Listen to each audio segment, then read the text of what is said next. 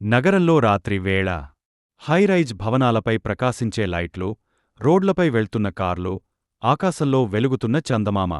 కాని అందమైన నగరంలో ఒక వంతెన గట్టిగా కంపించసాగింది. హఠాత్తుగా అది బాగా పగిలిపోయింది.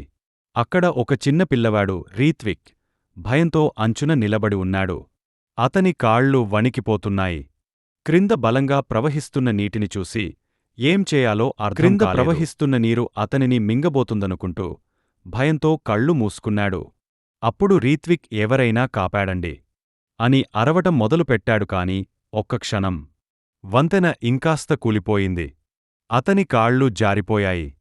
శరీరం తాళం తప్పి వాయువేగంగా క్రింద పడిపోతూ అమ్మా అని పెద్దగా అది ఒక క్షణంలో జరిగపోయింది. స్పైడర్ మ్యాన్ వెంటనే తన వెబ్ను విసిరాడు. ఆ వెబ్ నేరుగా వెళ్లి రీత్విక్ చేతిని పట్టుకుంది. నువ్వు సేఫ్ బాబూ అంటూ స్పైడర్ మ్యాన్ భవనం పైకి లాక్కెళ్లాడు. నెమ్మదిగా ఊపిరి తీసుకున్నాడు. ధన్యవాదాలు అన్నా అని స్పైడర్ మ్యాన్ను చూసి చెప్పాడు.